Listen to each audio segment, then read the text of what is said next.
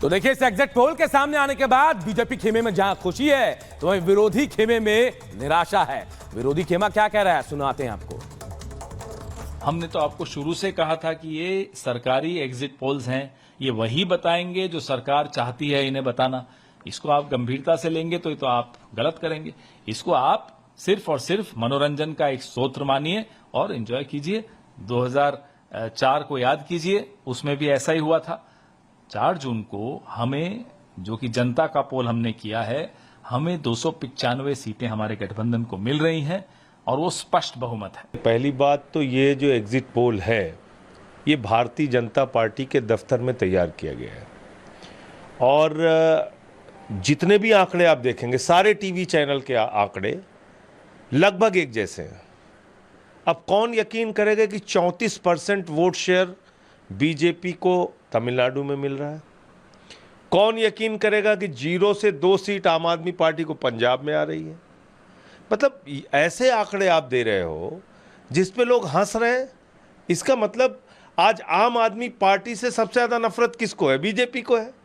BJP ने अपने दफ्तर में बता दिया, भाई 0 से 2 सीट आएगी आम आदमी पार्टी की पंजाब में, लिख दो। वही एग्जिट पोल वाले लिख दे रहे हैं।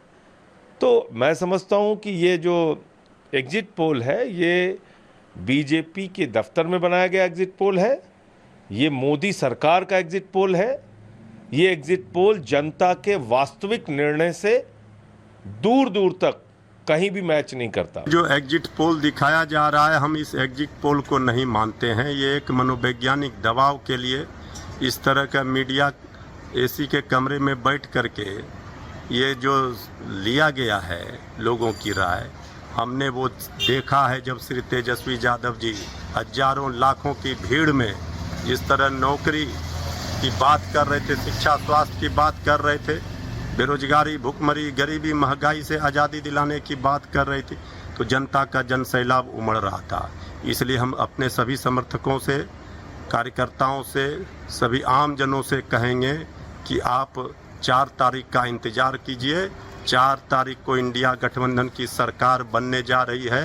295 से ज़्यादा सीट इंडिया गठबंधन को आएगा और सत्ता से बाहर बीजेपी एनडीए जाएगी। अब मुख्य रूप से बात यह है कि 4 तारीख को रिजल्ट आ ही जाएगा। अब अभी टीआरपी एक सवाल है। सारे लोग टेलीविजन में बिल्कुल चिपके हुए सब देख रहे हैं, तो टीआरपी ही सवाल है।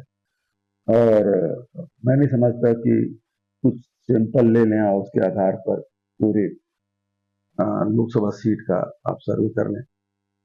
तो इसमें अधिकांश समय हम लोगों ने देखा कि जो सर्वे आता है उसके उलट रिजल्ट आते हम देखा है। देखिए, ये तो एग्जिट पोल है, एग्जैक्ट पोल थोड़ी है। ये तो 4 तारीख को मालूम होगा कि क्या होगा क्या नहीं होगा। एग्जिट पोल पे भरोसा नहीं किया जा सकता। 2004 में भी तो एग्जिट पोल आए थे, जब बीजेपी को पूर्ण बहुमत दे रहे थे। हुआ क्या आपको मालूम है। तो हमें नहीं लगता कि ये एग्जिट पोल सही है।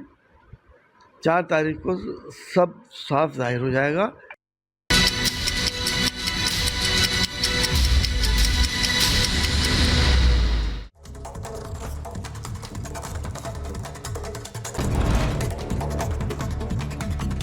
बदायूं में दिखा तेज रफ्तार का कहर। पिकअप वाहन ने 3 लोगों को रौंदा, मौके पर सभी की मौत। पुलिस ने शव को कब्जे में लेकर शुरू की जांच।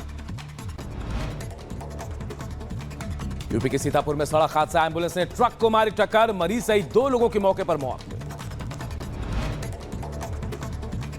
यूपी के शाहजहांपुर में बढ़ रहा सड़क हादसों का ग्राफ। अलग अलग सड़क हादसे में मासूम बच्चे समेत 3 लोगों की दर्दनाक मौत, परिवार में कोहराम मचा। यूपी के बहराइच में बिजली की वायरिंग करते समय लगा करंट। अचानक करंट लगने से झुलसे 2 युवक, अस्पताल में चल रहा इलाज। यूपी के बुलंदशहर में दर्दनाक सड़क हादसा, ट्रैक्टर ट्रॉली ने स्कूटी सवार एक टीचर को कुचला। घटनास्थल पर मौत हुई, सीसीटीवी कैमरे में कैद हुई पूरी वारदात। यूपी के सीतापुर में 2 बाइकों की टक्कर, हादसे में 2 लोगों की मौत, 2 और लोग गंभीर रूप से घायल। मामले की छानबीन कर रही है पुलिस। बहराइच के घाघरा नदी में हुआ हादसा, पैर फिसलने से नदी में डूबा 15 साल का बच्चा। गोताखोरों की टीम कर रही है बच्चे की तलाश। बहराइच में भीषण गर्मी का कहर, चलती बाइक बनी आग का गोला। बाइक सवार ने कूदकर अपनी जान बचाई। जम्मू हादसे में यूपी के 22 लोगों की मौत। मथुरा रेलवे स्टेशन पहुंचे 11 लोगों के शव। वैष्णो देवी के दर्शन करने गए थे श्रद्धालु।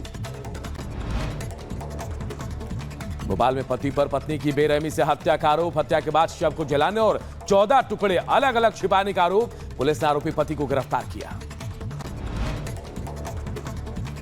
यूपी के एटा में दबंगों के हौसले बुलंद। पुरानी रंजिश के चलते ताबड़तोड़ फायरिंग। गोलीबारी में 2 सगे भाई हुए घायल। यूपी के मुजफ्फरनगर में पुलिस का ऑपरेशन क्लीन जारी। चेकिंग के दौरान बदमाशों के साथ हुई मुठभेड़। गोलीबारी